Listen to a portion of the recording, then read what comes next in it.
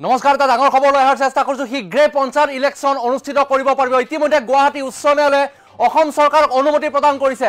শীঘ্ৰে অনুষ্ঠিত হ'ব পঞ্চায়ত নিৰ্বাচন। চৰকাৰক অনুমতি দিলে গুৱাহাটী উচ্চ ন্যায়ালয়। এটা ডাঙৰ খবৰ এই মুহূৰ্তত ফুল প্লেট গ্ৰাফিক্সৰ জৰিয়তে লৈ আহিছে। এই মুহূৰ্তত এটা ডাঙৰ খবৰ লৈ আহিছে। এই মুহূৰ্তত বিগ ব্ৰেকিং নিউজ। পঞ্চায়ত ইলেকশ্যনক লৈ শীঘ্ৰে অনুষ্ঠিত হ'ব পঞ্চায়ত নিৰ্বাচন।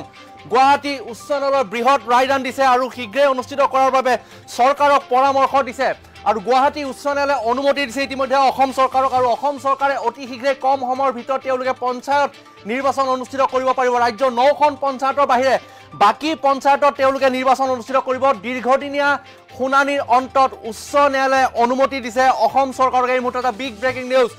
পঞ্চায়ত নিৰ্বাচন পাতিবলৈ চৰকাৰক অনুমতি দিছে। এই মুহূৰ্তত পঞ্চায়ত নিৰ্বাচন পাতিবলৈ চৰকাৰক অনুমতি প্ৰদান কৰিলে গুৱাহাটী উচ্চ ন্যায়ালয়ে। দীৰ্ঘদিনীয়া শুনানিৰ অন্তত আজি গুৱাহাটী উচ্চ ন্যায়ালয়ে যি ভাৰ্ডিক দিছে তাত পঞ্চায়ত ইলেকশ্যন অনুষ্ঠিত কৰিব। এটা বিগ ব্ৰেকিং নিউজ জনাইছোঁ এই মুহূৰ্তত। আৰু যি পঞ্চায়ত নিৰ্বাচনক লৈ বিভিন্ন বিতৰ্কৰ সৃষ্টি হৈছিল আৰু যি অভিযোগ আছিল 42খন লেখ আবেদন গুৱাহাটী উচ্চ ন্যায়ালয়ত জমা হৈ আছিলে, কিন্তু এই মুহূৰ্তত আটাইতকৈ ডাঙৰ কথাটো হ'ল যে পঞ্চায়ত ইলেকশ্যন অনুষ্ঠিত কৰিব পাৰিব। 89 পেজৰ এখন ভাৰ্ডিক দিছে এই মুহূৰ্তত গুৱাহাটী উচ্চ ন্যায়ালয়ে। পঞ্চায়ত নিৰ্বাচন অনুষ্ঠিত কৰিব পাৰিব অতি শীঘ্ৰেই, খুব কম সময়ৰ ভিতৰত। কিন্তু 9টাকৈ পঞ্চায়ত, ৰাজ্যৰ 9খন পঞ্চায়তক বাদ দি বাকী ৰাজ্যৰ প্ৰতিখন জিলাৰ যিমানবোৰ পঞ্চায়ত আছে তেওঁলোকে অনুষ্ঠিত কৰিব পাৰিব নিৰ্বাচন। আৰু চৰকাৰে তাৰ বাবে এতিয়া যাৱতীয় ব্যৱস্থা গ্ৰহণ কৰিব পাৰিব। আৰু দ্বিতীয়তে ইলেকশ্যন কমিশ্যনৰ পৰা খুব কম সময়ৰ ভিতৰত অধিসূচনা জাৰি হ'ব পাৰে। যিহেতু ফেব্ৰুৱাৰী 4 তাৰিখে এটা বছৰ সম্পূৰ্ণ হ'ব পঞ্চায়ত ভঙাক। সেই এটা বছৰ সম্পূৰ্ণ হোৱাৰ পূৰ্বে যদি পঞ্চায়ত ইলেকশ্যন অনুষ্ঠিত কৰে, অৰ্থাৎ মেট্ৰিক পৰীক্ষা বা হাই ছেকেণ্ডেৰী পৰীক্ষাৰ পূৰ্বে যদি পঞ্চায়ত অনুষ্ঠিত হয়, তেন্তে চৰকাৰৰ, কেন্দ্ৰীয় চৰকাৰৰ পঞ্চায়তী ৰাজৰ সকলো টকা, অসমলৈ অহা সকলো টকা অসম চৰকাৰে ব্যৱহাৰ কৰিব পাৰিব, পঞ্চায়তসমূহত ব্যৱহাৰ কৰিব পাৰিব। আৰু যিখন গুৱাহাটী হাইকোৰ্টৰ তৰফৰ পৰা যিখন কেইবাটাও কেছ চলি আছিলে, তাৰে 9টা কেছ হাফিজ ৰছিদ আহমেদ চৌধুৰীয়ে খেলি আছিলে আৰু তাত ওকালতি কৰিছে হাফিজ ৰছিদ আহমেদ চৌধুৰীয়ে। আপোনালোকক জনাবলৈ চেষ্টা কৰিছোঁ, ষ্টেট ইলেকশ্যন কমিশ্যন ডাউন টাউনৰ পৰা ৰফিকুল ইছলাম, এয়া এখন দিছিলে লেখ আবেদন। ৰফিকুল ইছলাম হৈছে হাবিবুৰ ৰহমান আৰু বহু কেইগৰাকী অধিবক্তা। আৰু দ্বিতীয়তে মৰিগাঁও ডিষ্ট্ৰিক্ট কমিশ্যনৰ তৰফৰ পৰা এই মুহূৰ্তত আপোনালোকক যি দেখুৱাইছোঁ এয়া ফুল স্ক্ৰীনৰ জৰিয়তে দেখাবলৈ চেষ্টা কৰিম। নটিছখন আপোনালোকে চাব পাৰে ফুল স্ক্ৰীনত নটিছখন আপোনালোকে চাব পাৰে। গতিকে এই মুহূৰ্তত আটাইতকৈ ডাঙৰ খবৰটো পঞ্চায়ত নিৰ্বাচন অনুষ্ঠিত কৰিব পাৰিব। অসম চৰকাৰক পাৰ্মিশ্যন দিছে গুৱাহাটী উচ্চ ন্যায়ালয়ে। ফেব্ৰুৱাৰী মাহৰ পূৰ্বে 4 ফেব্ৰুৱাৰীৰ পূৰ্বে পঞ্চায়ত ইলেকশ্যন অনুষ্ঠিত কৰাৰ বাবে পৰামৰ্শ দিছে। আৰু এই দীৰ্ঘদিনীয়া শুনানিৰ অন্তত আজি আটাইতকৈ ডাঙৰ খবৰটো হৈছে, আজিৰ দিনটোত আটাইতকৈ ডাঙৰ খবৰটো হৈছে দৰ্শকসকল, পঞ্চায়ত নিৰ্বাচন অনুষ্ঠিত কৰিবৰ বাবে চৰকাৰক ইতিমধ্যে পাৰ্মিশ্যন দিছে। আৰু যি দীৰ্ঘদিনীয়া শুনানিৰ অন্তত আজি ৰায়দান দিছে গুৱাহাটী উচ্চ ন্যায়ালয়ে। আৰু গুৱাহাটী উচ্চ ন্যায়ালয়ত যদি সেই ৰায়দান সম্পূৰ্ণ নহ'লহেঁতেন আজিৰ ভিতৰত, তেন্তে হয়তো সুপ্ৰিম কোৰ্ট পৰ্যন্ত, উচ্চতম ন্যায়ালয় পৰ্যন্ত যাবলগীয়া পৰিস্থিতিৰ সৃষ্টি হ'লহেঁতেন। ইতিমধ্যে কংগ্ৰেছৰ তৰফৰ পৰাও কোৱা হৈছে যে যদি পঞ্চায়ত নিৰ্বাচন সময়ৰ পূৰ্বে অনুষ্ঠিত নকৰে বা এবছৰৰ পূৰ্বে অনুষ্ঠিত নকৰে, তেন্তে ৰাজপথত নামাৰ হুংকাৰ প্ৰদান কৰিছিলে। জটিলতা থকা, যি সমস্যা থকা 9খন পঞ্চায়তক বাদ দি বাকী পঞ্চায়তত অনুষ্ঠিত হ'ব নিৰ্বাচন।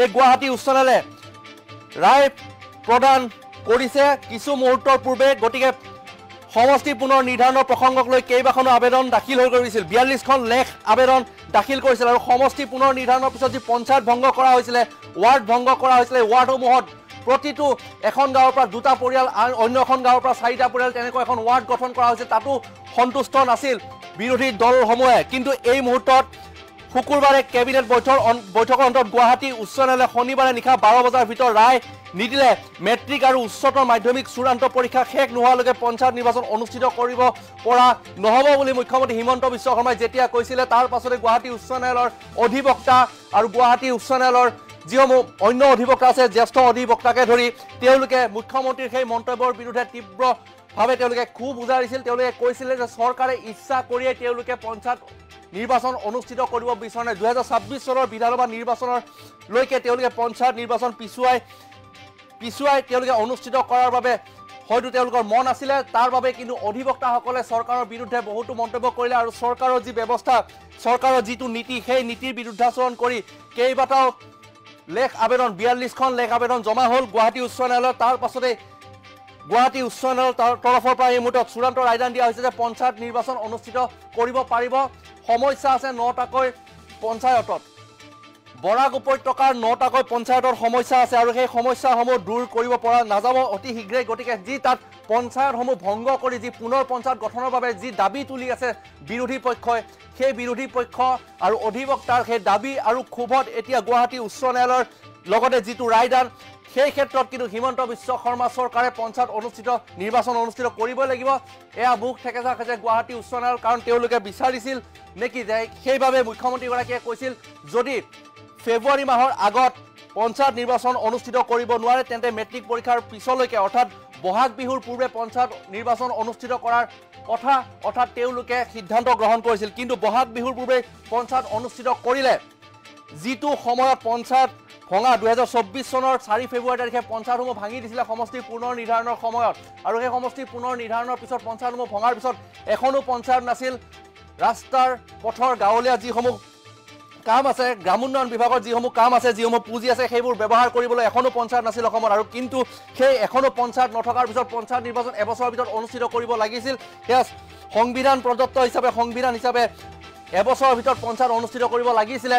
কিন্তু চৰকাৰে পিছুৱাই থকাৰ অভিযোগ উত্থাপন কৰিছিল জ্যেষ্ঠ অধিবক্তাসকলে আৰু কংগ্ৰেছ দলে। গতিকে তেনে ক্ষেত্ৰত আজি গুৱাহাটী উচ্চ ন্যায়ালয়ে ৰায়দান প্ৰদান কৰিছে যে পঞ্চায়ত নিৰ্বাচন অনুষ্ঠিত কৰিব পাৰিব, এমাহৰ ভিতৰত তেওঁলোকে অনুষ্ঠিত কৰিব পাৰিব। মেট্ৰিক পৰীক্ষাৰ পূৰ্বে তেওঁলোকে পঞ্চায়ত নিৰ্বাচন অনুষ্ঠিত কৰিব পাৰিব। আৰু তাকে লৈ এতিয়া গুৱাহাটী উচ্চ ন্যায়ালয়ে দিয়া ৰায়দানৰ পাছতেই এতিয়া সকলো প্ৰস্তুতি সম্পূৰ্ণ হৈছে, নিৰ্বাচন আয়োগ সম্পূৰ্ণ সাজু হৈছে পঞ্চায়ত নিৰ্বাচন অনুষ্ঠিত কৰিবলৈ। কিন্তু এই মুহূৰ্তত চৰকাৰৰ তৰফৰ পৰা কি মন্তব্য হয় সেয়া লক্ষণীয় হ'ব। মুখ্যমন্ত্ৰী হিমন্ত বিশ্ব শৰ্মাই কি মন্তব্য প্ৰদান কৰে গুৱাহাটী উচ্চ ন্যায়ালয়ৰ এই বৃহৎ ৰায়দানৰ পাছত সেয়া লক্ষণীয় হ'ব। কিন্তু পুনৰবাৰ ফুলপ্লেট গ্ৰাফিক্সৰ জৰিয়তে সেই গুৰুত্বপূৰ্ণ খবৰটো জনাবলৈ চেষ্টা কৰিছোঁ যে পঞ্চায়ত নিৰ্বাচন অনুষ্ঠিত কৰিব পাৰিব, পঞ্চায়ত নিৰ্বাচন অনুষ্ঠিত কৰিব পাৰিব। চৰকাৰক অনুমতি প্ৰদান কৰিছে গুৱাহাটী উচ্চ ন্যায়ালয়ে। গুৱাহাটী উচ্চ ন্যায়ালয়ৰ তৰফৰ পৰা এই মুহূৰ্তত চৰকাৰক অনুমতি প্ৰদান কৰা হৈছে আৰু পৰামৰ্শ পৰ্যন্ত দিয়া হৈছে যে আপোনালোকে পঞ্চায়ত নিৰ্বাচন অনুষ্ঠিত কৰক।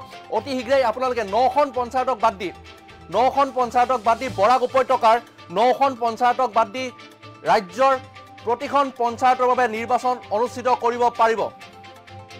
আমি পৰৱৰ্তী সময়ত এই খবৰটোক লৈ আৰু গুৰুত্বপূৰ্ণ বাতৰি আপোনালোকক জনাবলৈ চেষ্টা কৰিম, বাতৰি সম্প্ৰচাৰ কৰি আপোনালোকে চাই থাকিব ঈশান নিউজ। কিন্তু পঞ্চায়ত নিৰ্বাচন অনুষ্ঠিত কৰাৰ যি অনুমতি পালে চৰকাৰে, এই মুহূৰ্তত মুখ্যমন্ত্ৰী হিমন্ত বিশ্ব শৰ্মাৰ মন্তব্য আহি পৰিব। কিছু সময়ৰ পিছতে হয়তো তেওঁৰ ফেচবুক পোষ্ট আহি পৰিব, আমি আপোনালোকক জনাবলৈ চেষ্টা কৰিম।